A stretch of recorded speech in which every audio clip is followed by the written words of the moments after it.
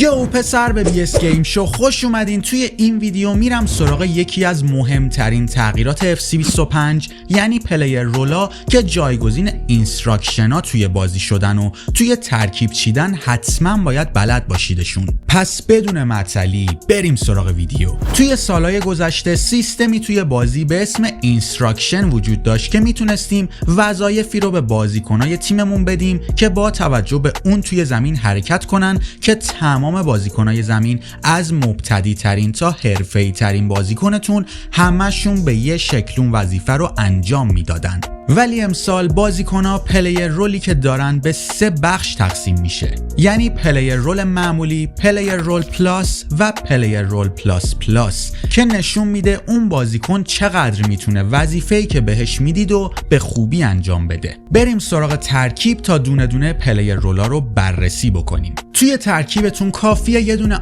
R1 یا RB بزنید تا بیاید توی تاکتیک ها، بعد اینجا ادیت تاکتیک رو بزنید و یه دونه R1 بزنید تا بیاید داخل پلیر رولز. قبل از هر کاری اول حواستون باشه که هیچ بازیکنی خارج از پست خودش بازی نکنه. اگه خارج از پستش بازیش بدید اینجوری بغلش این علامت میاد که توی زمین کاملا روی عملکردش تأثیر گذاره. پس حتما بازیکن‌ها رو سر جای خودشون بذارید. این سمت هم برای هر بازیکن به طور مجزا میتونید رولش رو ببینید و جایی که اون وظیفه رو میخواید ازش انجام بده هم قابل تغییره توی بازی. بذارید اول از همه با پست استرایکر شروع کنیم که اولین رول ادوانسد فوروارده که توی این رول بازیکنتون بیشتر به خط دفاع حریف میچسبه و بعضی وقتا هم به پشت دفاع فرار میکنه. حالا برای فوکسش میتونیم روی اتک بذاریمش که فقط توی پست خودش این وظیفه رو انجام میده و از پست خودش خارج نمیشه و میچسبه به همونجا. یه دونه کامپلیت هم داریم که همونطور که توی هیت مپ بازی هم میتونید ببینید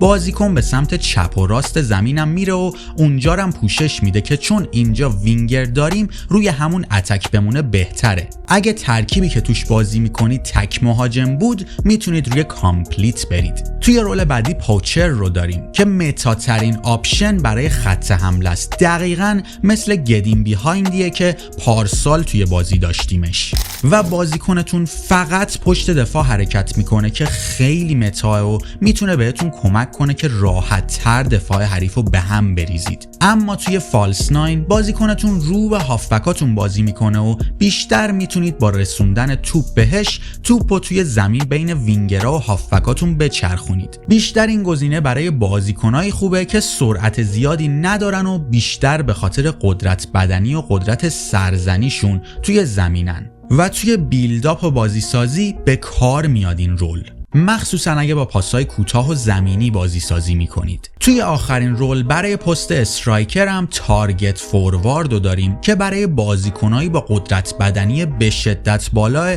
که بتونن توپو جلو نگه دارن و بیشتر برای وقتاییه که میخواید دفاعی بازی کنید و قراره یه دونه مهاجم رو جلو نگه دارید. اینجوری بازیکن وقتی صاحب توپ بشه میتونید باهاش توپو نگه دارید تا بقیه برسن که میتونید فوکسش رو بین اتک و واید تغییر بدید که تفاوتشو میتونید روی هیت مپ بازی ببینید، کاملا مشخصه. بریم سراغ وینگرای تیم که 3 تا رول توی این بخش وجود داره که اولین و متاترینشون اینساید فوروارده که توش بازیکن به پشت دفاع نفوذ میکنه و اگه موقعیتش پیش بیاد اصطلاحاً کات اینساید میکنه و میره سمت محوطه برای شوت زنی، که توی بخش فوکس برای اینساید فوروارد یه دونه گزینه جدید به اسم رومینگ وجود داره که وقتی روی این گزینه قرار بگیره بازیکن هر گپی که توی دفاع حریف پیدا بکنه بهش نفوذ میکنه. ولی خب اینجوری دیگه به پست خودش نمیچسبه و میتونه به مهاجمتون یا به کنار زمین نزدیکتر بشه با توجه به گپی که ایجاد میشه توی دفاع حریف. توی واید پلیر میکر بازیکنتون سعی میکنه با فرار به داخل موقعیت ایجاد کنه و اینجوری دفاعها رو بر میداره. توی رول وینگر هم بازیکنتون میچسبه به لب خط و اینجوری بهتون کمک میکنه تا موقعیتایی مثل اوورلپ ایجاد بکنید. اما برسیم به خط هافبک که 5 تا گزینه برای رول‌های بازی وجود داره تو خط هافبک که یکی از گزینه‌های خوبش پلیر میکر یا همون بازی سازه. با این گزینه این اجازه رو به بازیکنتون میدید تا با ایجاد فضا موقعیت‌های مختلفی برای حمله ایجاد کنه، ولی میتونه بازیکنتون رو از پست خودش خارج کنه و اینجوری میتونید توی ضد حمله ها ضربه بخورید اگه بازیکن کافی رو توی هافبکتون نداشته باشید. توی هاف وینگر هم همونطور که از اسمش مشخصه بازیکنتون تقریبا مثل وینگر عمل میکنه و به کناره های زمین نزدیک تر میشه که خب اگه توی بخش فوکس این گزینه رو روی اتک قرار بدید بیشترم بالا میره. توی رول هولدینگ بازیکنتون سعی میکنه با وایسادن توی پوزیشن خودش توی ضد حمله هایی که تیمتون میخوره بهتون کمک میکنه و پوشش میده اینجوری عقبو. دیپ لاین پلی میکر هم تقریبا مثل همون هولدینگه، ولی بازیکنتون بیشتر نزدیک به مرکز زمینه که خب این بهتون کمک میکنه که وقتی توپو پس گرفتید بتونید بازی سازی بهتری رو توی زمین انجام بدید. باکس تو باکس هم یه چیزی مثل بالانس تقریبا که نه خیلی تهاجمیه نه خیلی تدافعی بازیکنتون. حالا اینا برای خود هافبکا بود. یه دونه گزینه برای هافبک تهاجمی داریم که شادو فوروارد و دقیقاً بازیکنتون نقش CF رو توی بازی میگیره. اگه فیفاهای قبلی رو بازی کرده باشید CF رو توی بازی یادتونه که امسال این پست از بازی حذف شده. ولی اگه با هافبک تهاجمی بازی میکنید با گذاشتنش روی شادو فوروارد میتونید پست شماره 10 رو توی ترکیبتون داشته باشید. توی هافبک تدافعی هم سنتر هاف رو داریم که بازیکنتون به عنوان دفاع بازی میکنه و اصلا جلو نمیاد. برسیم به مدافعای کناری که توی وینگ بک بازیکنتون یه مقدار بالا بازی میکنه و دقیقاً نقش لفت وینگ بک رو میگیره که پارسال توی بازی بود و امسال حذف شده که توی اتکینگ وینگ بک حتی بالاتر هم میتونید ببریدش. با اینکه این پست و پست CF از بازی حذف شده ولی میتونیم اون نقشش رو توی بازی داشته باشیم با پلیر رولا. توی فول بک بازیکنتون عقب بازی میکنه و توی فالس بک یه مقدار میره بالا و به مرکز نزدیکتر میشه ولی هنوزم شکل تدافعی داره.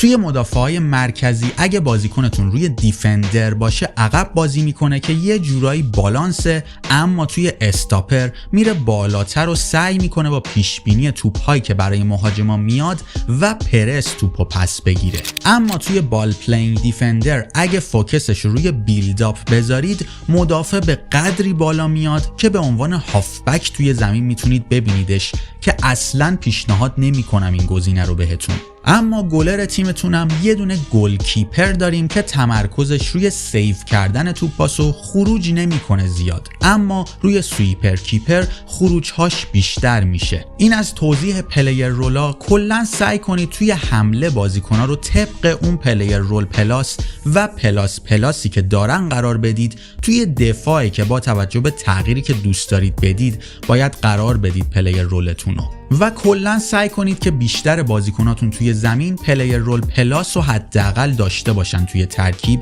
و معمولی نذارید بمونن. با آنالوگ راستتونم میتونید وضعیت تیمتون رو وقتی صاحب توپه و صاحب توپ نیست و به صورت جدا ببینید که بازیکناتون چه شکلی توی زمین میگیرن که خب خیلی جالبه. خب بچه‌ها اینم از این ویدیو. تمام پلیر رولا رو توضیح دادم تو این ویدیو، ولی باز اگه سوالی داشتید حتما توی کامنت ها ازم بپرسید و تا ویدیوهای بعدی catch you later boy.